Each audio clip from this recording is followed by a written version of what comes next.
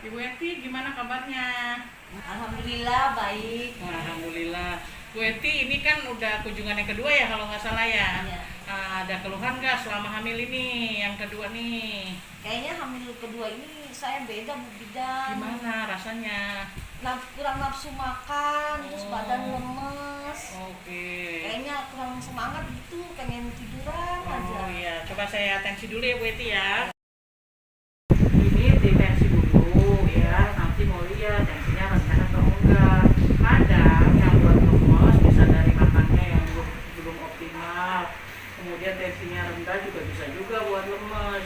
Tapi kalau makannya itu nanti saya jelasin apa aja yang boleh dan apa aja yang nggak boleh dimakan saat hamil ya Bu ya.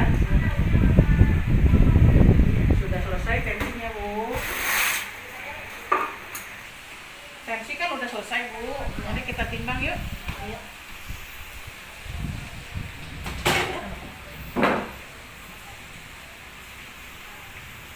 Ya, sudah. Yuk, sebelah sini. Silakan duduk kembali. Saya mau tanya Bu soal Iya. makannya, apa yang boleh, apa yang tidak boleh ya? Gini Bu Eti, sebetulnya kalau hamil itu sama dengan keadaan kondisi kita tidak hamil. Cuma gizinya yang harus ditambah gitu, karena ada bayinya gitu ya. Ya makanan apa aja sih yang boleh untuk ibu hamil? Yang boleh itu semua makanan beragam boleh dimakan ya, terutama yang matang, tidak boleh yang mentah ya. Ibu hamil itu harus makan makanan yang bergizi.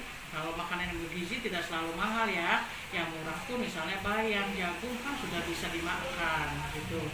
Untuk buah-buahan, semua buah-buahan juga boleh ya. Yang utama yang banyak mengandung vitamin C, misalnya pisang, pepaya, jeruk gitu. Buat membantu nanti saat ibu hamil kan awal-awal bulan ini agak mual ya. Jadi harus dibantu dengan makan makanan yang memang bergizi gitu. Saya mau tanya Bu Bidan, Iya. makanan yang bergizi apa aja ya? Ya, sebetulnya makanan yang bergizi banyak ya, dimulai dari konsumsi dari buah, sayur, ikan atau daging, kemudian air putih gitu. Itu yang harus wajib dikonsumsi setiap hari. Selain vitamin ya yang Bu Bidan kasih sama Bu Eti. Dari makanan yang kita dapat dari sayur, buah dan nasi itu udah ada karbohidrat, udah ada protein, udah ada susu ya, juga ada mineral dan obat-obatan sudah mengandung asam folat yang nanti akan saya kasih sama kalsium gitu. Untuk apa sih zat gizi itu harus kita makan ya, harus ibu hamil konsumsi? Yang pertama, kalau untuk karbohidrat adanya di nasi ya, misalnya kalau nggak ada nasi, misalnya Bu Eti nggak bisa makan nasi, bisa makan ubi ya, bisa singkong, bisa jagung, itu juga karbohidrat juga. Tujuannya untuk membantu kita menambah tenaga. Coba kalau ibu hamil lemas, berarti karena Bu Eti nggak mau makan, kurang makannya karena kurang asupannya karbohidrat mungkin gitu, karena nggak bisa masuk makan banyak gitu. Sebetulnya nggak banyak juga, sedikit tapi sering dikonsumsinya ya. Nah, untuk itu selain itu apa? Protein misalnya ada di ikan atau daging atau telur atau susu ya. Itu juga sama, tujuannya apa? Yaitu pembentukan janin.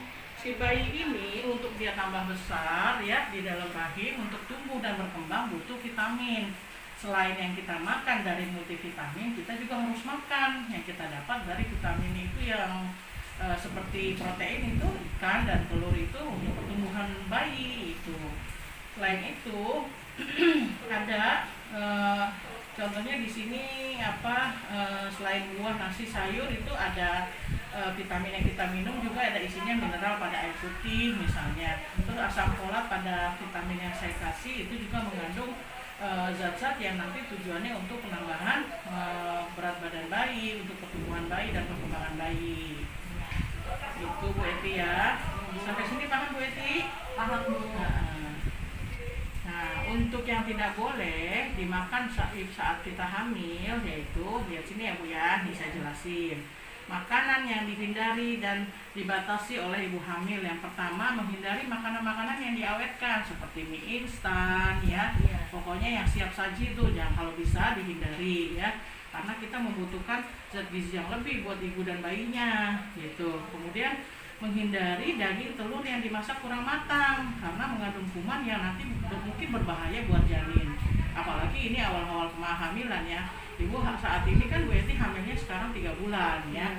Jadi yang diperlukan itu untuk pertumbuhan dan perkembangan janin. Apabila ada bakteri atau kuman yang masuk nanti sampai menembus ke ari-ari, itu bisa bahaya buat bayi. Contohnya tokso itu kayak sejenis virus yang bisa melewati barir dari ari-ari, pelapis dari ari-ari. Nanti kalau misalnya tetap dimakan, ya akan menyebabkan kecacatan pada bayi. Selain itu, apalagi membatasi kopi, coklat yang di dalamnya terkandung kafein. Nah, ini juga bisa meningkatkan tekanan darah ya. Nah, boleh sih, cuman harus dibatasi ya. Artinya tidak buat rutin kita mengkonsumsinya. Selain itu, membatasi energi yang mengandung energi tinggi seperti banyak mengandung gula, lemak, gitu, keripik, cake, gitu ya. Karena apa? Karena kalau untuk kehamilan itu memang perlu dibatasi berat badannya, gitu. Artinya dia boleh penambahannya sekitar 6 kilo sampai 12 kilo maksimal ya. Nanti kalau sering ibu rutin kontrol kehamilan akan terlihat tuh. Kalau misalnya kurus sekali ya nggak boleh, ya gemuk sekali juga nggak boleh gitu. Harus dalam kondisi seimbang ya. Tujuannya buat apa? Supaya nanti proses persalinnya nggak susah. Kalau terlalu besar juga nggak boleh kan, hamilnya nanti berpengaruh terhadap proses persalinan, akan susah kalau bayinya besar. Yang kedua, kalau misalnya terlalu kurus juga nggak bisa, nggak boleh, karena nanti ketika zat gizinya kurang akan menyebabkan bayi lahir prematur. Ibu ngerti prematur? Ya, bayi lahir sebelum waktunya atau bayinya kecil gitu. Selain itu apa lagi? Misalnya membatasi makanan yang mengandung gas tinggi, contohnya nangka ya, nangka yang mentah, terus ubi jalar yang mentah ya, seperti itu. Itu akan meningkatkan kenaikan asam lambung, nanti akan berpengaruh terhadap kesehatan ibu juga. Selain itu, nah, kurangi konsumsi yang minum-minuman ringan, misalnya seperti ya minuman bersoda, gitu ya Bu ya. Ya, untuk saat ini Ibu sudah mengerti. Untuk kontrol selanjutnya bulan depan ya, di tanggal yang sama ya kalau bisa. Kalau sekarang tanggal 13, Ibu kembali lagi tanggal 13 lagi bulan 11 ya Bu ya. Kalau bisa dijaga makannya ya, biar ibunya sehat, bayinya sehat, nanti pertumbuhannya akan sesuai dengan kehamilannya. Ya, itu aja paling. Ada lagi Bu yang ditanyakan? Enggak, udah cukup Bu. Jadi Bu Eti sudah mengerti ya yang saya jelaskan ya. Iya. Oke, ini bukunya Bu disimpan ya, jangan sampai hilang. Dibawa kalau nanti kontrol ya. Ya, makasih ya Bu. Ya. Assalamualaikum. Waalaikumsalam. Pasien selanjutnya. Assalamualaikum. Waalaikumsalam. Ibu dengan bidannya ya. Ibu dengan bidannya ya. Silakan dulu. Perkenalkan Bu, saya bidannya ya. Kira-kira apa nih yang bisa dibantu? Iya Bu, saya Siva Bu, saya mau nganterin adik saya. Iya. Adik saya udah menikah 1 tahun. Oke. Rencananya ini pengen program kehamilan. Oke ya. Kira-kira gimana ya Bu, buat langkah-langkahnya? Bisa Iya. diinfokan Bu gimana? Nah, ini kira-kira setahun ini ada masalah nggak nih belum punya anak? Kira-kira apa ibunya KB atau gimana? Enggak, sama sekali nggak KB ya? Gini Bu, kalau nggak KB tapi 1 tahun belum punya anak, mungkin ada sesuatu yang terlewatkan, misalnya atau hormon yang belum stabil. Penyebabnya apa? Biasanya karena peningkatan berat badan yang berlebihan dari sebelum dari sebelum nikah sampai sekarang. Gimana Ibu, ada nggak peningkatan berat badan yang berlebihan? Ada ya, mungkin selain itu dari situ. Tapi saya jelaskan terlebih dahulu ya Bu ya, biar Ibu tahu nanti persiapan apa yang dibutuhkan saat kita nanti menjelang kehamilan. Bukan cuma badan aja atau fisik aja yang dipersiapkan, tapi juga kesehatan organ-organ reproduksi, contohnya rahim ya, contohnya hormon ya, yang akan saya jelaskan begini Bu ya. Nanti untuk kesehatan fisik dibutuhkan misalnya olahraga yang teratur itu itu sangat diperlukan. Misalnya tadinya ibu misalnya berat badannya stabil, terus sekarang naik gitu, mungkin hormon-hormonnya akan menjadi nggak lancar ya. Ketika nanti udah stabil lagi karena kita olahraga, aktivitas bagus gitu, pola makan bagus, akan stabil lagi. Nah, untuk hamil itu kan banyak Bu faktor-faktor yang diperlukan selain fisiknya juga, kesehatan organ reproduksi juga, ini apa namanya, penyakit-penyakit yang mungkin ada ya, yang mungkin bisa ada sehingga mengganggu proses kehamilan gitu. Untuk kesehatan fisik itu selain pola makan yang bagus, olahraga teratur ya. Nah, selain itu juga ada yang dirubah, misalnya kebiasaan-kebiasaan yang memang kadang sulit tuh yang kita harus rubah untuk menjelang kehamilan. Misalnya ya, ibu biasanya sering begadang, ya kurangi ya begadangnya, jadi pola tidur harus teratur.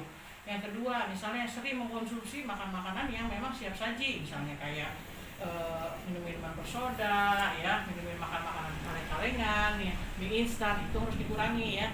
Tujuannya apa? Biar sehat ibu, sehat calon bayi gitu ya. Kalau makan makanan berpengawet, nanti akan menyebabkan kenaikan berat badan yang berlebihan. Nah, itu mengganggu hormon sehingga sulit untuk hamil ya. Selain itu, apalagi yang perlu diperhatikan selain kesehatan fisik? Nah, penyakit-penyakit yang kira-kira penyakit-penyakit menular yang dapat mengganggu kehamilan itu juga harus ibu tahu ya. Misalnya IMS, kalau kita ya orang medis menyebutnya IMS itu infeksi menular seksual ya. Kalau mungkin ibu orang awam tahu gitu ya Bu ya, itu misalnya seperti HIV, HBsAg itu hepatitis ya. Cuman kalau hepatitis itu kadang ya penularannya hampir sama ya, dia kayak misalnya jarum suntik, penggunaan jarum suntik yang sama. Biasanya sih itu untuk pelaku-pelaku ini ya, narkoba gitu ya. Tapi kalau biasanya ibu normal ya hidup sehat sih biasanya jauh dari itu ya Bu ya, penyakit penular seksual. Tapi harus diperiksa tujuannya apa. Ketika nanti kita hamil ya, kita punya calon bayi, dia nggak tertular dengan penyakit kita ya, karena ada vaksin yang buat mencegah itu gitu. Jadi ibunya meskipun ya ini misalnya ibu ya, ibunya sakit, nah bayinya nggak kena gitu. Selain itu apalagi ya, untuk mencegah apa namanya penyakit itu ada. Nah, di sini yang akan saya bahas sebetulnya makanan ya Bu ya, makanan untuk persiapan kehamilan ya. Selain pemeriksaan fisik tadi ya, ada pemeriksaan penyakit menular, ada juga gizi persiapan untuk gizi ibu hamil ya. Untuk pemeriksaan gizi ibu hamil ya, untuk persiapan gizi sebelum hamil itu sebetulnya mudah ya. Konsumsi makanan yang zat gizinya tinggi, ada mineral, ada protein ya, ada vitamin ya, ada karbohidrat ya. Mineral, karbohidrat dari mana? Karbohidrat itu misalnya dari nasi ya, jagung, roti ya, atau pengganti-penggantinya yang mengandung karbohidrat. Nah, mineral didapat dari mana? Dari vitamin ya, dari air putih ya, ada mineral. Kemudian protein dapat dari mana? Protein misalnya dari ikanan, daging ya, lauk-lauk itu biasanya proteinnya yang mengandung protein tinggi ya. Nah, untuk apa? Nah, untuk karbohidrat yang menambah tenaga. Jadi kalaupun hamil nanti nggak lemes, letih, lesu, kurang darah gitu, jangan sampai seperti itu. Terus kalau protein untuk apa? Mengganti sel-sel yang rusak jadi sel yang baru. Itu buat pertumbuhan juga janin nanti supaya janinnya bagus, ibunya sehat, bayinya sehat. Kemudian apalagi selain mineral, vitamin ya, air putih. Ibu hamil itu harus mengkonsumsi air putih itu minimal sehari itu 18 ya. Kalau awal-awal biasanya suka nggak bisa tuh masuk, tapi dipersiapkan dari sekarang ya. Tapi vitamin itu wajib diminum, misalnya contohnya asam folat. Asam folat itu isinya antioksidan Bu. Jadi kalau kita konsumsi itu akan membantu sel-sel yang rusak itu diperbaiki gitu. Selain hidup yang sehat, pola makan teratur, istirahat cukup ya, tidak menggunakan minum-minuman yang bersoda ya, nanti akan membuat kita jadi lebih sehat. Nah, itu harapan kita biar proses hamil lebih cepat gitu ya Bu ya. Terus apalagi? Nah, ini persiapan mental nih yang diperluin. Persiapan mental bukan cuma ibu, tapi juga suami. Karena memang kenapa harus dua-duanya datang? Biar suaminya tahu, istrinya juga tahu gitu, yang dipantang apa, yang diperlukan apa gitu. Gitu Ibu. Ada lagi Bu yang mau ditanyakan? Ngerti Ibu? Ngerti ya? Tapi kira-kira Bu, buat vitaminnya apa diresepin dari Ibu? Oh gitu ya. Vitamin sebetulnya asam folat ya. Asam folat bisa dibeli di mana aja. Pokoknya isinya asam folat ya. Sama penambah darah yang mungkin paling ya, karena itu vitamin 2 vitamin itu tujuannya ya memang mengatur sirkulasi darah akan jadi lebih bagus gitu. Nanti kalau misalnya nggak ada, ibu nggak punya, boleh nanti saya kasih ya dari saya gitu palingnya. Terus kalau bisa ya nanti kalau misalnya ada yang ragu mau perlu ditanyakan, boleh nanti saya kasih nomornya. Ibu boleh sambil apa namanya WA nanti kalau apa yang perlu dibutuhkan gitu ya. Iya. Kira-kira ada yang perlu ditanyain lagi nggak? Enggak Ya. Nanti kalau bisa ya, kalau untuk kontrol selanjutnya misalnya mau ketemu saya lagi, boleh diajak suaminya, karena kan sekarang kondisinya masih bekerja ya.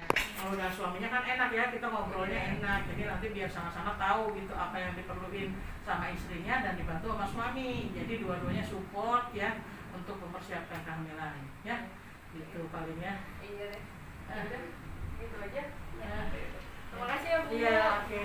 Terima kasih Bu. Iya, sama-sama. Sehat ya semuanya ya.